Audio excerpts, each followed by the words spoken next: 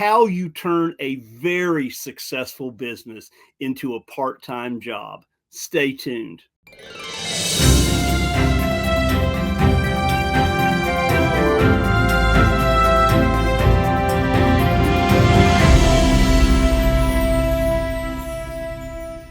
Welcome to this week's edition of NoteSchool TV, where, well, every Wednesday at 11:05 Central Time, we bring you the most amazing guests as well as the most amazing content. And, well, again, this week is no different. We do, yes, have an amazing guest today and a lot to talk about.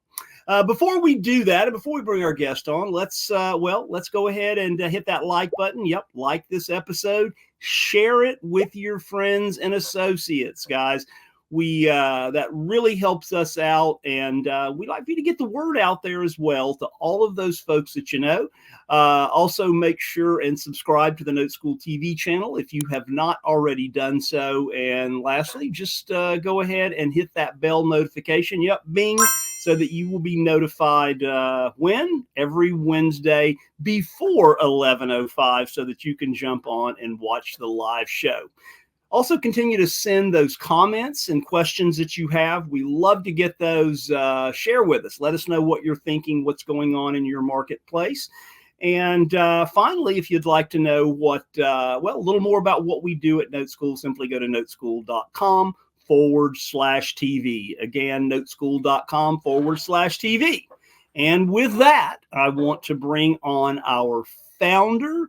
Let's see, our chief visionary officer, always looking out there over the horizon, my friend, Mr. Eddie Speed. Good morning, Joe. Good morning. How are you? I'm really good. Yep. Yeah, I'm really good. This market is being very kind to us, and I like it. It for sure. So yeah, it just continues. Things just continue falling into place. We always talk about in our training, we always talk about those puzzle pieces, right? And the puzzle pieces, well, they're just fitting. We tend to do good when there is disruption in the market, and clearly there's disruption in the market, and that is the sun is shining well on us. Yeah, well, we just have to go around. The only reason we take our sunglasses off, Eddie, is to do this show. Because our future is so bright. There you go, man. Yeah. Let's talk about the news. So, Eddie, according to the Commercial Observer, and this really is not just relating to New York City's multifamily, but lenders are saying that multifamily should lean into short sales, and we're big fans of TREP data. And, the wall of maturities this year is at $528.7 billion in commercial mortgages maturing. And, they're having a few problems in New York, as we can see here, right? Multifamily properties going back, they're worth about what they were worth 5 to 10 years ago. And in some cases, a 60% drop in value. Joe, a year ago, we were still going to events and people were completely, call it clueless, about multifamily values and trends of those values. Fine.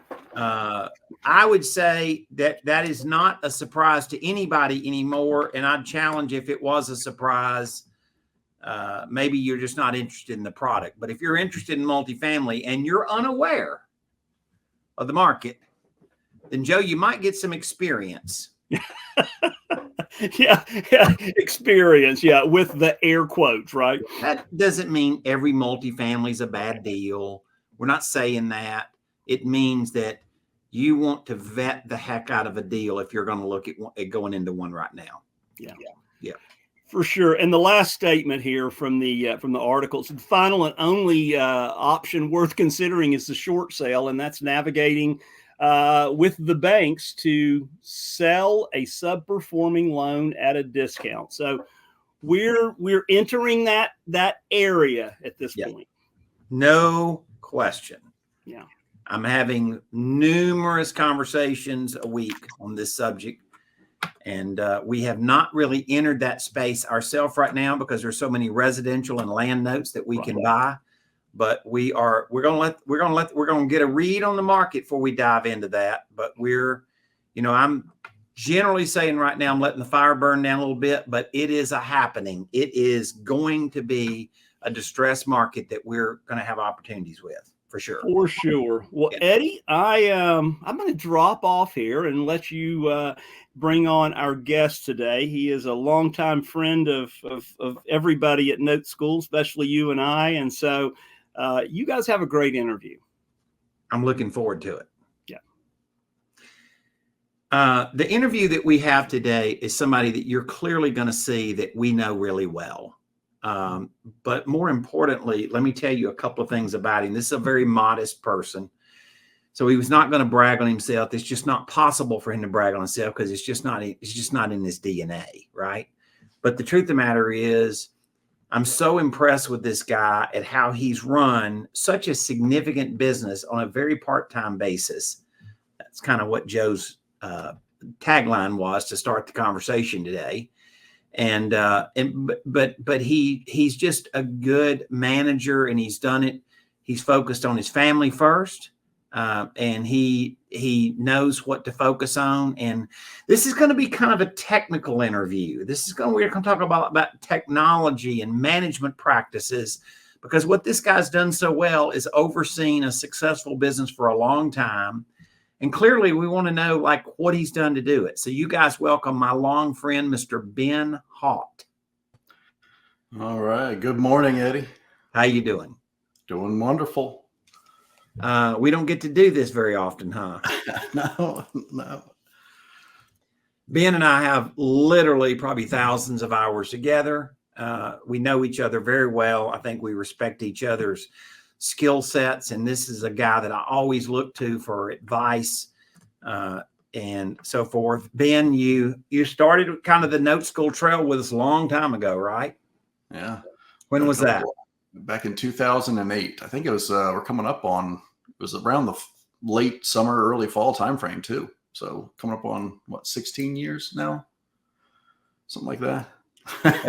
Should be easy. An old line in my favorite movie, Lonesome Dove. It's been quite a party. Quite a party, yeah. We've had a lot of fun. I know that. Yeah. No, we've had a lot of fun together. Ben, you run a very successful part-time business in note investing, and we're going to talk about that a little bit. One of the things that I want to talk about first is when I met you originally, you were living in Florida. Yep. You moved up towards where your parents are in DC, and you've kind of moved back. What do they call a halfback? Halfback, yeah, halfway back to Florida and northeast there. So you're in South Carolina. Yes, yeah, just outside of Charleston. So you have been able to pick where you live and pick where your family is raised, and although you've done investing in a lot of markets, right? Yeah, actually, you make a valid point. It literally just hit me where we've actually moved to where it's more family oriented. Like, again, Melissa and I, when we first were married, we moved to Florida, but it was because her parents live in the Caymans. It was a halfway point. Mm-hmm. And so it's just good locality. We moved back because of my dad's health issues. That was, brief.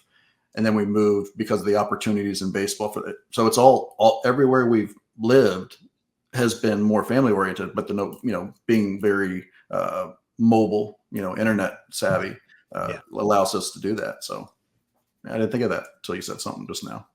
Well, it's awesome. I love to see it. And we say you can do the note business from anywhere, and you've kind of proven that. That's right. So, so Ben, you're a very savvy note investor, and we're going to talk about some of that. But what I want to talk about is, what do you spend your time focusing on in your business? What has gotten you to where you are? It's going to sound a little odd, I think, to a lot of people, but most of it is crafting information for them, curating, because, you use the example, the ESPN version. Yeah. A lot of with the Hemmelmeyer, because remember, I have the Hemmelmeyer that's a part-time, and then my own note investing business is part-time. I keep them separate, right? Yeah. But they both are very limited in the time that I'm dedicated to them, mainly because of what we're talking about, how everything's set up. But with Hemmelmeyer specifically, the merger of it is what allows me to be able to do that. First off, I want to say, if it wasn't for my right hand, Ryan Cheklovich, he's my guy, right?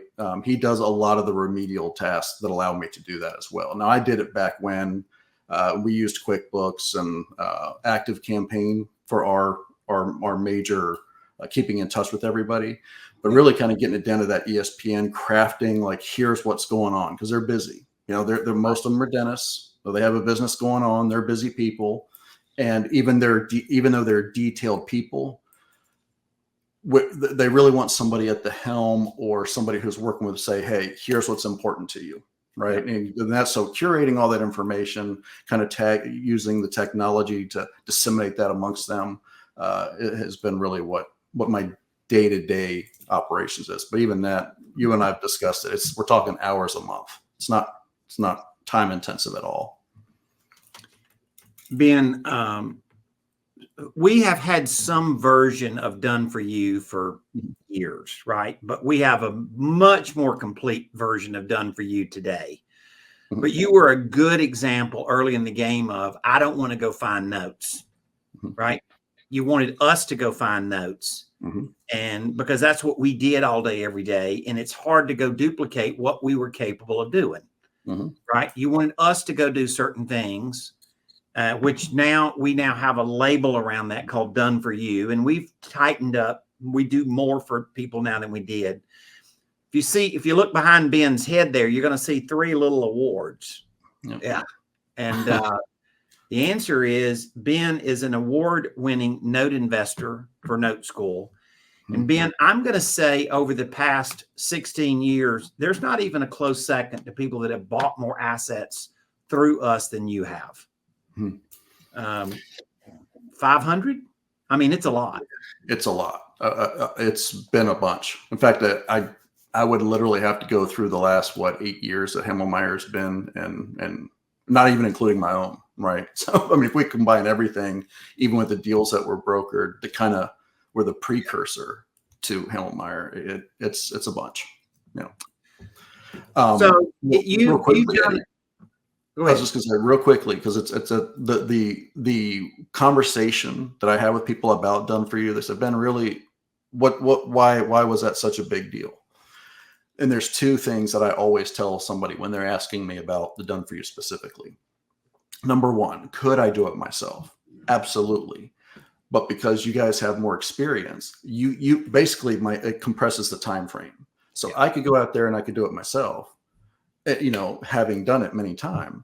But utilizing it and outsourcing it to Done for You allows me to again go back and say, hey guys, here's what's going on. It gives that time back, but it also gives that security to those investors saying, hey, we got experts that are in the background that are really working on this one, and they're keeping us apprised of everything. So, and then the second thing obviously is just, allowing me to outsource that. It lets those ideas spawn and say, hey, how can we further the business and do other things that are helping that portfolio grow faster? What I would say is this: somebody competing with what we're already doing, finding notes, would be very difficult. You're taking my 45 years experience and our name in the industry. Ben, in the last 3 months, we've looked at over 1,100 notes. Yep. It's a bunch. I'm just saying. I mean, we've looked at 1,100 notes in 3 months, and it would be very difficult for somebody to do that. And also we've evaluated these notes, and we have a system and a process around it. You're a very sophisticated investor. You're very capable of making every decision you need to make. But you have levered us a lot over the years in doing that. And I think that that's part of been your success, and I appreciate it. This is kind of a technical interview because what we're trying to figure out today is how have you run. So you've raised money from a group of doctors that you now own a business with. Is that correct? Mm-hmm. That's correct. Yep. So tell us a little about that. So you want to, and you direct me because you know this is a long story. So do you want the build up, the kind of the structuring, or how we interact? I think give us a little bit of some history of how it started because I think the audience is very interested in that. Sure. And okay. You know, because I think that really matters. Like, how in the world is Ben Haught? I guess you're a big country clubber, right? Don't you hang out at the country club all the time? That seems to be the rumor. You're not a country clubber, right? No, but I hang around them. Well, it's funny. Yeah.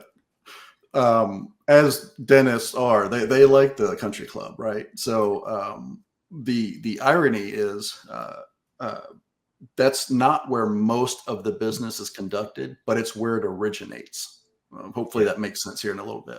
Yeah. But with the group itself, really what started it was I was brokering a bunch of deals back from 2012 era to 2015, 16. And I noticed that there was 7 of them, 8 of them that kept coming back. And by kept coming back, I mean, say one would come back and it was every month. He's like, hey, Ben, I want to buy some more notes. And another one, it might be a couple of days and then a week. So it was just sporadic and all over. But I noticed that 7 or 8 of them kept coming back to me. And so I made a statement one day where I was like, guys, it's the power of bulk, right? The more you buy, the more you save. I said, if we were to approach these capital firms, if we were to approach these private equity firms, IRA, all the different places where we were procuring them, we could probably get more of a discount because we're buying it in bulk. Well, they latched onto that real quick. In fact, we spent probably an hour or two. Again, if memory serves correctly, about an hour or two, just kind of going through saying, here's what this looks like. And we're going here. And, when you buy more, you're still spending the same. You can look at it like one of 2 ways. You're still deploying your money, but you're getting higher value because you're getting more notes because of it, buying the power of bulk. Or you can say your dollar's going farther because you're getting free money in with the passive income and all the different things that we had. So that's really what the genesis of the Hemmelmeyer model came from. It was just me out there brokering loans or flipping, again, same thing. And I was just wholesaling deals to them. And again, Dr. Sahi and Dr. Steve were the first 2 that I noticed that they would, because they kind of spearheaded the whole thing. Yeah. One thing we don't discuss at great length, it's not important, although some people think it is all of it was word of mouth. Like I didn't go out there and market it at all. But they're all from different parts of the country. So while they would talk to their network and they would talk to that network and it kind of just grew. And we literally are nationwide. One of our doctors lives in Washington State. One lives in Florida, and then they're all dispersed in between. So it's been interesting that, people from all over the US come, but they know each other coming together. And we just kind of bought in those little pools and we just keep buying over and over again. So systems are important to it too. I think it would be a little presumptuous to say, oh, we just buy a whole bunch and we let it go. Right. So you have to have the systems in play. And then when you, like with Ryan, it was really simple to onboard him. He's a younger guy too, just out of college now.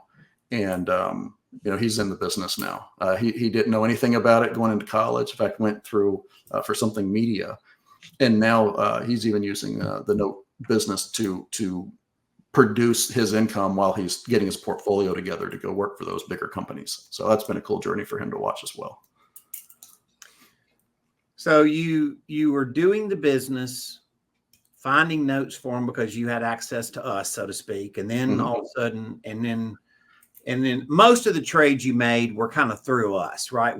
We had the connections with the firms, but when you could come down and take down 30 at a time or 40 at a time, it let you become better. We could offer some better pricing. We could offer an efficiency there. And so that really, to me, is a big deal that you you did find these investors, and most people don't really realize it, but they didn't want to manage a business either, did they? No, no, And they wanted. And putting their money together enabled them to have a business, but enable you to run it. Yep. Yep. That was a big stickler for them. They were like, we're getting ready to retire. We don't want to get another business this close to our retirement. So, and I will say this, they have been extremely hands off. Now they like to know what's going on, but hands off, I mean, they basically, as long as their money's good, they're just, oh, what are you doing? They're curious, but they're not intrusive, so they're very inquisitive. And they like, see what's going on. But in my experience, it's been a great working environment, but we set that at the beginning with expectations. I mean, we were both very clear, here's their expectations and here's what they wanted. Here's my expectations. And we've been very diligent and not violating each other's expectations. So it's been a really good working environment in that regard. The old saying is, the way not to have a misunderstanding is to have an understanding. That's right. Right. and that doesn't need to be done with a tone or anything like that. But clearly, as you said, set expectations. Yeah. So you form this and you manage these investors. You manage, as you say, their expectations, right? Mm-hmm. And so give us a sense of like, what a communication, how's our portfolio doing? Like, what does that communication look like to them? Sure. Yeah. So there's a couple of reports that I send out quarterly, almost. Well, it is a quarterly report. And so I think I mentioned before, if not, we use QuickBooks just for our accounting. We just found that it was easier once everything's set up. It has a tagging feature that's inside. So like say one doctor, say there's 3 doctors, right? Just a real quick example. It'll say me, you, and Dr. Steve, right? So each one of us are a third partner, but there may be another deal where it's just you and I. So in the tagging system, we can tag who's part of what. So it's easy to track everybody's money to the penny, right? What's going on. And so the P&L report, profit and loss report goes out quarterly. That way they know the trends. One of the biggest learning experiences when we first started was I used to send a monthly, but as you know, especially with people who are new to Note, but they pay on the 1st. Well, not always, right? So if you send your report out on the 10th, they haven't paid. Well, they got a little not being used to it. They just got a little friction. There's some friction that was there, and I said, hey, don't worry about it. It happens, and so they may pay on the 12th or the 15th. So because they were used to, they had a large stock component to their portfolio at the time. Yeah. And so it was all, it's always up and down. So that's what they were used to. Well, with us, on the note side, they pay once a month, right? Mostly. And so I would send out, I put it to where it was quarterly because they can kind of see tugboat, like here's what's going on. But in the meantime, I'm doing what I call an executive summary. I know there's different forms of them. But what that's doing is say, here's what's going on. Here's the projects that the assets that we're working on. In fact, like right now, there's 2 or 3 of them. I don't know if one's finished or not, but it's at least 2 foreclosures that we're working through or non-performing loans that we're working through. Mm-hmm. And so I'm telling them, here's where we are in this stage on this asset, just kind of being respectful of their money, number one, but also being transparent with them, saying, here's the deal, right? Me, I believe a lot in transparency. It keeps you out of trouble. When everybody knows what's going on, there's nobody that can get hurt or their feelings hurt or whatever. Yeah. And so that report allows me to, number one, tell them what's going on for the month to month, but the quarterly P&L report shows what their money is doing over time. And that's what we ended up on. We did some tests where it's monthly and then bi-monthly, and quarterly just seems to where everybody's like, we're good. We got you, and they're comfortable with that.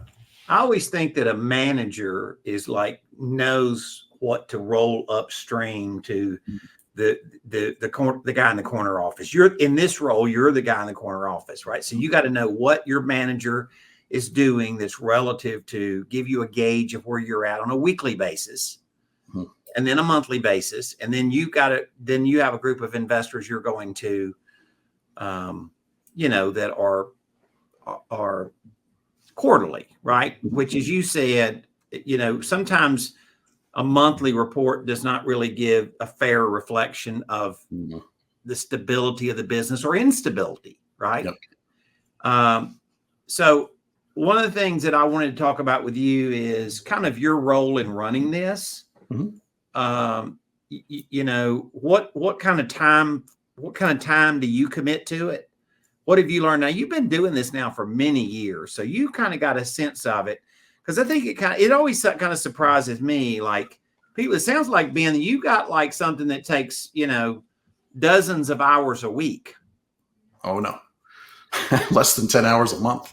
So now here's, to be fair, at the beginning, when I was getting my legs underneath me, because it was new to me. I was just used to, I'm just a one-stop shop that was just doing the note business for, at that time, 8 years? So still relatively new to it myself. And when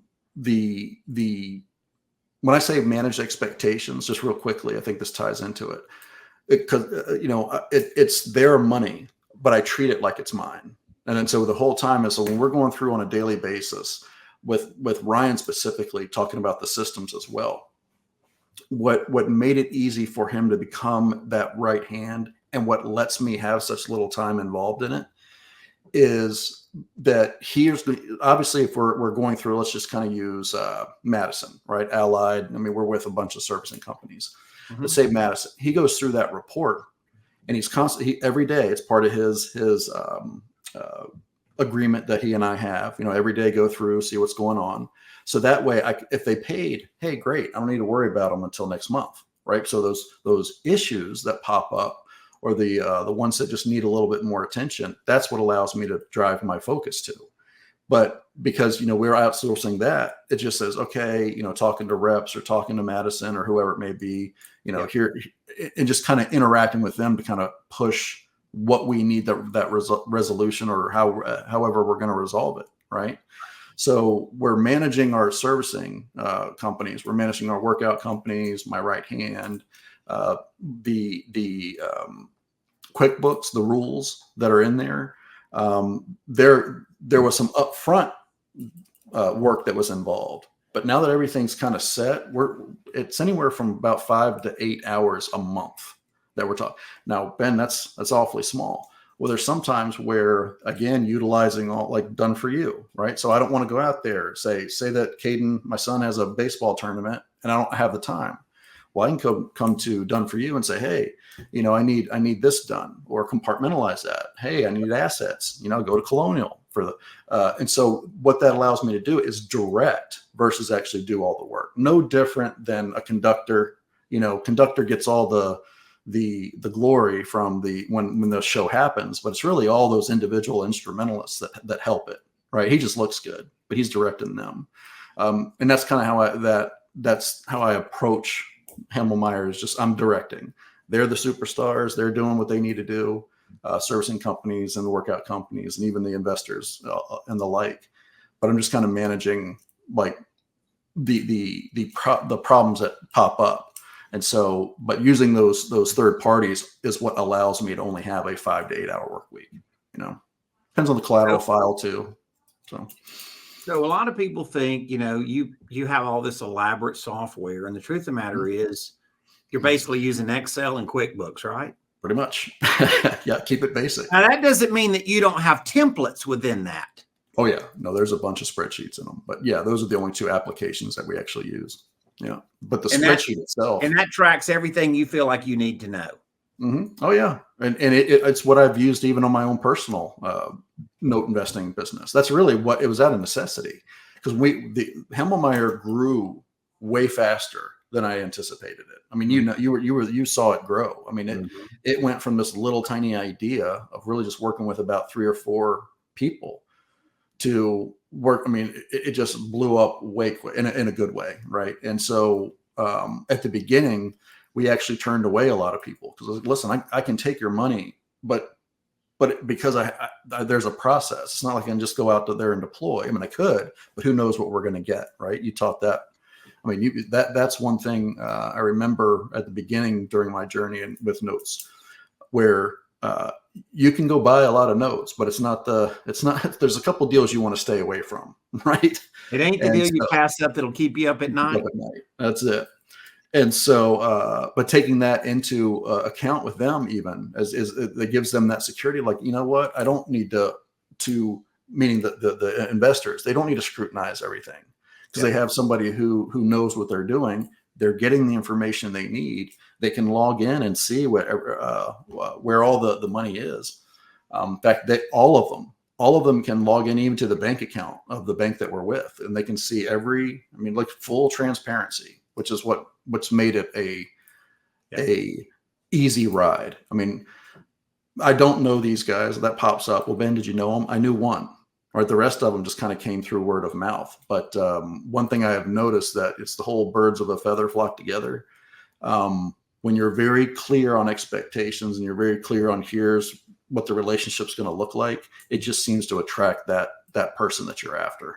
So it's been easy, but there was some front end work that was put into it to make it easy, if that makes sense.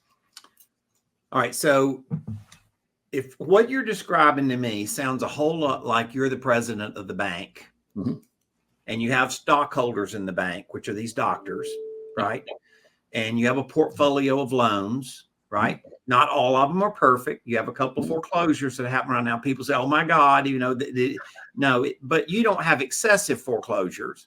You have an occasional foreclosure, which has worked out well. Okay, you just because you have a foreclosure doesn't mean you lose money, right? Oh yeah, most time it ends up better for you sometimes. Yeah, we don't want it for the customer, but and then what you're describing, like I know how you've utilized Colonial, our company, right? I know how you utilize the servicers and other vendors. And you use the conductor thing to say, I'm not the guy playing all of the instruments. I'm just orchestrating my vendors to do what they have a high competency at. And so that I have an executive level of knowledge. And that's, to me, why you spend so little time is that you have found good vendors. I want to talk about, like, Ben, just looking back, like any of us would, looking back in a business. Let's look back a little bit. What would you do differently, if anything? What might you do differently? I would build better habits at the beginning. Eddie knows me, and there's a lot of people. I'm results oriented. So I just want to get to the result, right? And so in doing so, jumping a lot of steps at the beginning, and not following that checklist every single time, I found myself in a few precarious situations where it was like, wait a minute, but it's because I was out of order, right? So the first thing that's always stuck with me is building good habits at the beginning. Because if you build them at the beginning, that's a good foundation. You can build. You can go as high as you want to. The old rock and sand analogy, right? So you want to make sure that you build really good habits at the beginning, because what that's going to also do is accelerate to get that result, right? So looking back, if I had followed the checklist I would have had my results sooner, because I was always jumping around. My result that I was after was stretched out a bit. So that's one thing I tell anybody looking to get involved in notes is build good habits from the beginning. Ben, a lot of wisdom in what you've said today. And there's a lot of people that would love to be you. And I think what I would conclude is the biggest difference between you and somebody else that isn't there yet is you just already started doing it, right? You gotta step out there and do it. And that's how it all starts. And you did do that. You were prepared. You knew how to do it. You were a good student. And I appreciate that, but you also took action. And that good combination is the case. And you've made managing these things sound pretty simple, honestly. Well, and I think it's because you've made it simple. Yep. So I like it. I like simple, right? My grandfather, keep it simple, stupid. So that's stuck with me.